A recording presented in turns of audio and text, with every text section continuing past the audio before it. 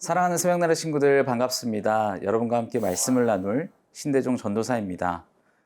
저는 5살 아들과 3살 딸 남매를 키우고 있습니다. 요즘 3살 딸 둘째 치카를 가르치고 있는데요. 세면대 앞에 유아계단이 놓여져 있는데 여기서 자꾸 뒤로 저한테 몸을 맡기는 놀이가 재밌는지 생각도 안 하고 뒤로 넘어가는 겁니다. 다치면 큰일인데 아빠가 당연하게 받아줄 거라 생각하고 그냥 겁도 없이 뒤로 몸을 내던집니다. 그럼 어김없이 제가 안전하게 받아주죠. 그럼 딸의 얼굴에 얼마나 해맑은 웃음이 피는지 모릅니다. 그러면 더 담대하게 겁먹지 않고 몸을 던지는지 모르겠습니다.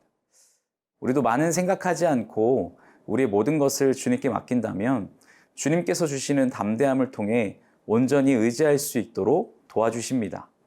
오늘 하루의 삶이 주님만 의지하며 담대하게 살아가는 하루 되기를 소망합니다. 오늘 말씀의 제목은 이러니 담대할 수밖에입니다. 오늘의 말씀은 사도행전 23장 12절에서 30절입니다. 이튿날 아침 유대 사람들이 음모를 꾸미고 바울을 죽일 때까지는 먹지도 마시지도 않겠다고 맹세했습니다. 이러한 음모에 40명이 넘는 남자들이 가담했습니다. 그들은 대제사장들과 장로들에게 가서 말했습니다.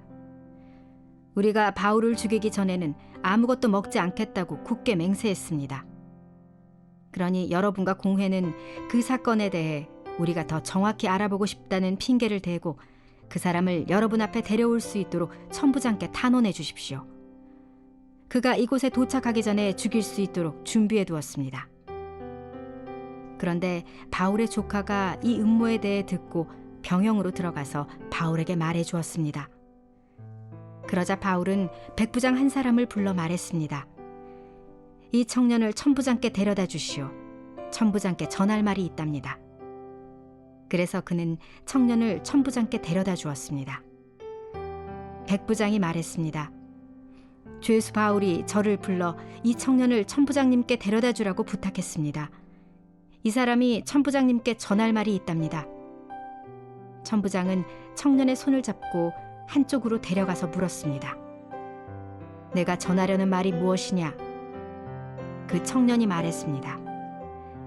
유대 사람들이 바울에 대해 더 정확하게 알아보고 싶다는 핑계로 내일 공회에 그를 데리고 나오도록 천부장님께 부탁하자고 합의했습니다. 그들의 말을 들어주시면 안 됩니다. 40명이 넘는 사람들이 숨어서 바울을 기다리고 있습니다. 그들은 바울을 죽이기 전까지는 먹지도 마시지도 않겠다고 맹세한 사람들입니다. 천부장은 청년을 보내면서 내게 이렇게 보고했다고 아무에게도 말하지 마라 하고 당부했습니다. 그러고 나서 천부장은 백부장 2명을 불러 명령했습니다. 보병 200명, 마병 70명, 창을 쓰는 병사 200명을 파견대로 무장시켜 오늘 밤 9시에 가이사랴로 떠날 준비를 하라. 또 바울을 벨릭스 총독에게 안전하게 호송할 수 있도록 그를 태울 짐승도 마련하라. 그러고 나서 천부장은 이렇게 편지를 썼습니다. 글라우디오 루시아가 벨릭스 총독 각하께 문안드립니다. 이 사람은 유대 사람들에게 붙잡혀 거의 죽을 뻔했습니다. 그러나 그가 로마 시민임을 알고 제가 군대를 동원해 그를 구해냈습니다. 그들이 왜 이 사람을 고소하는지 알고 싶어서 유대 사람의 공회에 데려가 보았습니다. 그런데 알고 보니 그 고소는 그들의 율법에 관한 문제였지 사형이나 징역에 해당되는 죄목은 없었습니다. 이 사람을 반대하는 음모가 진행되고 있다는 보고를 듣고 바로 가깝게 이 사람을 보냅니다. 고소인들에게는 그에 대한 사건을 가깝게 상정하라고 명령해 두었습니다.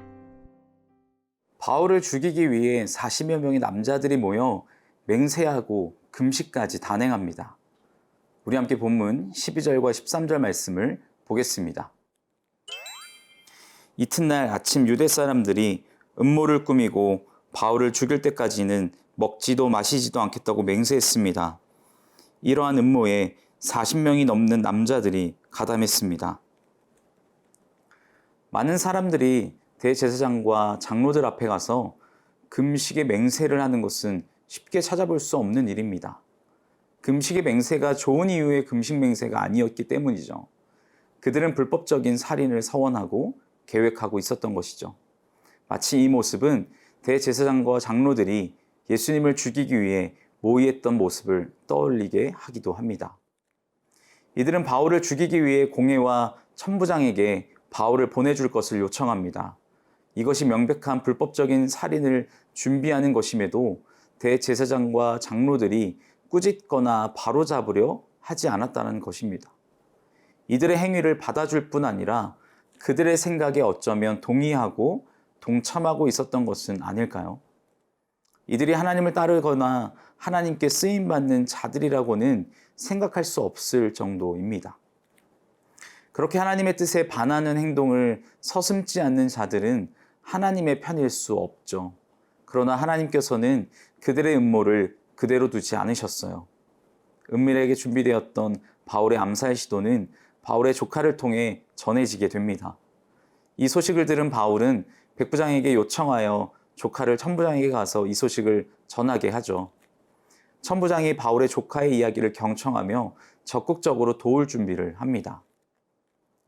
사랑하는 새벽나라 친구 여러분, 바울은 분명 감금된 미결수였습니다. 자신이 움직여 살 수 있는 것이 아무것도 없었다는 거죠. 그러나 하나님께서 준비하시는 일들을 통해 바울을 지켜 보호하십니다. 하나님 앞에 순결하게 믿음으로 살아가는 자에게 하나님께서는 자신의 방법으로 우리의 삶을 이끌어 가십니다. 오늘 하루 하나님 앞에 우리의 모든 삶을 내어드려 하나님이 인도하시는 길을 걸어가는 저와 여러분이 되기를 바랍니다.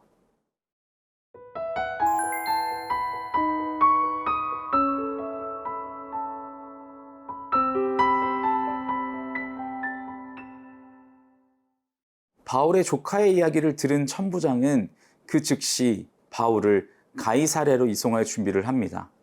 우리 함께 본문 23절과 24절 말씀을 보겠습니다. 그러고 나서 천부장은 백부장 2명을 불러 명령했습니다. 보병 200명, 마병 70명, 창을 쓰는 병사 200명을 파견대로 무장시켜 오늘 밤 9시에 가이사랴로 떠날 준비를 하라. 또 바울을 벨릭스 총독에게 안전하게 호송할 수 있도록 그를 태울 짐승도 마련하라. 천부장은 조카의 이야기를 듣고 바로 백부장 2명을 불러 명령했습니다. 보병 200명, 마병 70명, 창을 쓰는 병사 200명을 무장시켜 오늘 밤 바울을 데리고 가이사랴로 떠날 준비를 하라는 명령이었죠. 그리고 친히 벨릭스 총독 각하께 그간 있었던 일에 대해 편지까지 썼습니다. 이렇게 협조적인 태도는 무엇 때문일까요? 이런 태도는 분명 바울이 로마 시민권자였기 때문일 수도 있지만 더 분명한 것은 하나님이 준비하신 섭리라는 것입니다.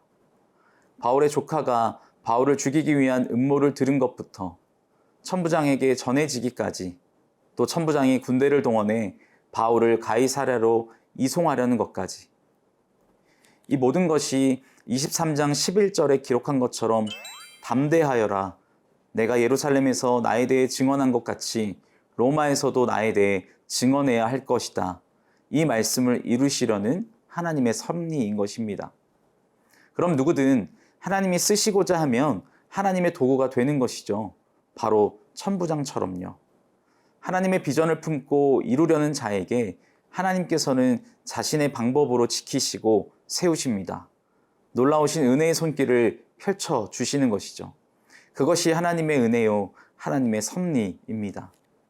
사랑하는 새벽나라 친구 여러분, 우리의 인생 가운데도 하나님의 섭리를 발견하며 하나님의 은혜로 우리의 삶을 살아가는 오늘 하루가 되기를 소망합니다. 사랑의 하나님, 신실하게 이루어 가시는 하나님의 섭리를 바라봅니다. 우리를 통해 이루실 하나님의 크신 계획을 보기 원합니다. 오늘 하루 하나님의 은혜와 섭리를 발견하는 귀한 하루 되게 하여 주옵소서. 감사합니다. 예수님의 이름으로 기도합니다. 아멘.